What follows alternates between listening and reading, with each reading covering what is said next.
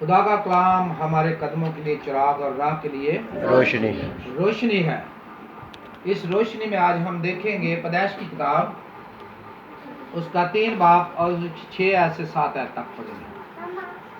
کوئی بیان پڑھنے میں رہنمائی کر سکتے ہیں؟ پیدائش کی کتاب،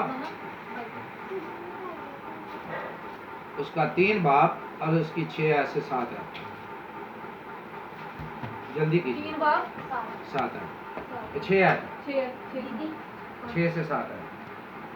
عورت نے جو دیکھا کہ وہ درخت کھانے کے لیے اچھا اور آنکھوں کو خوشنما معلوم ہوتا ہے اور عقل بخشنے کے لیے خوب ہے، تو اس کے پھل میں سے لیا اور کھایا اور اپنے شوہر کو بھی دیا اور اس نے کھایا۔ تب دونوں کی آنکھیں کھل گئیں اور ان کو معلوم ہوا کہ وہ ننگے ہیں، اور انہوں نے انجیر کے پتوں کو سی کر اپنے لیے لنگیاں بنائیں۔ آمین۔ خدا کے زندہ کلام کے پڑھے اور سننے اور خدا کی برکت ہو، خدا کا شکر ہو۔ ہم چند منٹ کے لیے اپنی آنکھیں بند کریں گے۔ میں درخواست کروں گا سیمن منظور سے وہ دعا میں رہنمائی کریں۔ قدوس خدا باپ آسمانی آسمان اور زمین کے خالق و مالک خدا، تیرا شکر، تیری تعریف، تیری تمجید کرتے ہیں حضوری کے لیے، تیری معموری کے لیے، تیرے مسا کے لیے ہم جو تیرا کلام سننے کو جا رہے ہیں، تیرے منہ کے الفاظ سننے کو جا رہے ہیں۔ پاک روح، تو ہمیں مدد کرنا، تو جو حکمت کا روح ہے تو ہمیں حکمت دینا، تاکہ آج کا کلام ہمارے لیے ہو، ہماری ترقی کے لیے ہو۔ یہ نہ ہو کہ ہم ایک کان سے سنے دوسرے کان سے نکالے، بلکہ اس پر عمل کرنے والے بن، کیونکہ تیرے کلام میں لکھا ہے کہ تیرا کلام بے تاثیر نہ لوٹے گا، بلکہ وہ جڑ پکڑے گا، وہ پھل پیدا کرے گا۔ آج تیرا کلام ہمارے لیے پھل پیدا کرے، ہمارے قدموں کے لیے چراغ ہو، ہمارے راہ کے لیے روشنی ہو۔ یہ روشنی ہم اپنے تک نہ رکھیں، بلکہ دوسرے کے بتانے والے بنے، مسیح کے نام میں آمین۔ میرے عزیزو، جب خدا نے آدم اور حوا کو بنایا تو خدا نے ایک حکم دیا۔ وہ حکم تھا کہ تم سب درختوں کا پھل بے روک ٹوک کھا سکتے ہو، لیکن میرے عزیزو، اس نے ایک درخت کا پھل کھانے کے لیے منع کیا۔ لیکن یہاں پہ لکھا ہے، عورت نے جو دیکھا کہ وہ درخت کھانے کے لیے اچھا اور آنکھوں کو خوش نما معلوم ہوتا ہے اور عقل بخشنے کے لیے خوب ہے، تو اس کے پھل میں سے لیا اور کھایا اور اپنے شوہر کو بھی دیا۔ اسے کیسے پتا تھا کہ یہ عقل بخشنے کے لیے اچھا ہے؟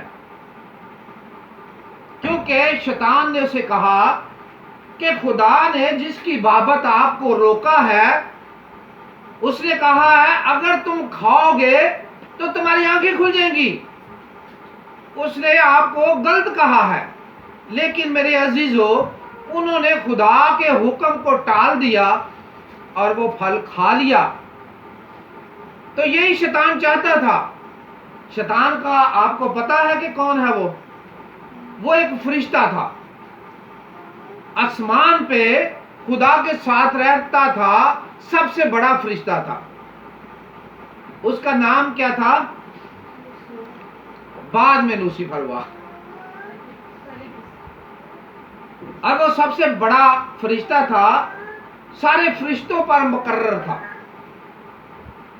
اور اس کے حکم سے سب فرشتے کام کرتے تھے اور وہ عبادت کرتے تھے۔ جب وہ عبادت کرتے تھے تو ہم یہاں پہ ساز بجاتے ہیں، لیکن میرے عزیزو، اس کے پروں میں وہ پتھر لگے ہوئے تھے، پتھر لگے ہوئے تھے۔ جب وہ ساز ایسے پر ہلاتا تھا تو ساز بجتے تھے، اور وہ گیت کیا بولتے تھے؟ ہیلیلویا ہیلیلویا، خدا کی حمد کرتے تھے، خدا کی تعریف کرتے تھے۔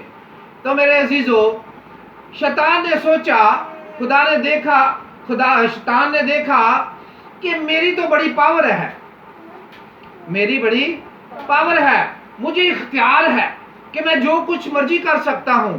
لیکن میرے عزیزو، خدا کے برابر اس نے کہا کہ میرا بھی ایک تخت ہونا چاہیے، میں بھی خدا کے برابر بیٹھوں۔ جب کسی کو عہدہ مل جاتا ہے تو وہ مالک بن جاتا ہے۔ ہم اکثر کام میں بھی دیکھتے ہیں، کسی کام میں، فیکٹری میں دیکھ لیں یا کوٹھی میں دیکھ لیں یا کہیں دیکھ لیں، تو جس کی مالک زیادہ سنتے ہیں نا، وہ کہتا کہ میں ہی مالک ہوں، وہ نوکروں پہ بڑا روب جماتا ہے۔ اس نے کہا کہ مجھے بھی اچھی سیٹ ملنی چاہیے، خدا کے برابر میرا بھی ایک تخت ہونا چاہیے. لیکن میرے عزیزو خدا کو یہ بات پسند نہیں آئی. خدا کو یہ بات پسند نہیں آئی. وہ اپنے جو اس کے دوست تھے, جو اس کے فرشتے تھے, اس کا کہنا زیادہ مانتے تھے. جو خدا کے فرشتے تھے, میکائیل, جبرائیل فرشتہ, اچھے فرشتے جو تھے, وہ خدا کے کہنے پر چلتے تھے. اسی طرح ان میں تکرار ہوئی, بحث ہوئی, اور وہاں پہ کیا ہوا ہے کہ جنگ ہوئی. اور جو شیطان کے جو فرشتے تھے وہ بھی شیطان کے ساتھ ہی نیچے پٹک دیے گئے, آسمان سے نیچے پٹک دیے گئے. لکھا ہے کہ وہ گندگی کی طرح پھینک دیا گیا نیچے.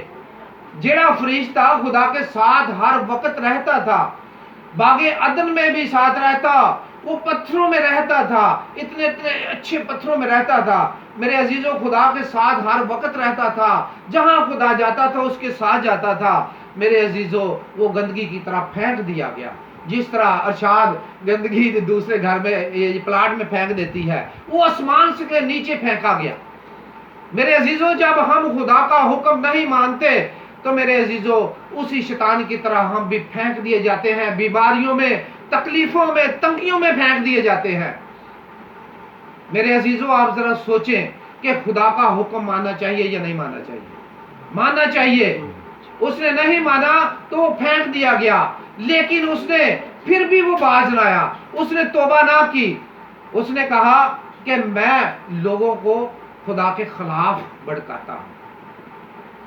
جب باغ عدن میں اما ہوا تھے, بابا آدم تھے, تو آگے اس نے کس کو پہلے ورگ لگایا؟ کس کو اپنی باتوں میں پیچھے لگایا؟ جی, ہوا کو. اس نے کہا کہ یہ جو خدا نے حکم دیا ہے آپ کو, اس پھل کو نہ کھانا, اس درخت کے پھل کو نہ کھانا, اگر تم کھاؤ گے تو تمہاری آنکھیں کھل جائیں گی. انہوں نے شیطان کا حکم مان لیا. شیطان کا حکم مان لیا تو میرے عزیزو, جب انہوں نے کھا لیا تو ان کو پتا چلا کہ ہم کیا ہیں؟ ننگے ہیں. پہلے ان کو نہیں پتا تھا کہ ہم ننگے ہیں. جب انسان کی زندگی میں گناہ آ جاتا ہے تو انسان ننگا ہو جاتا ہے.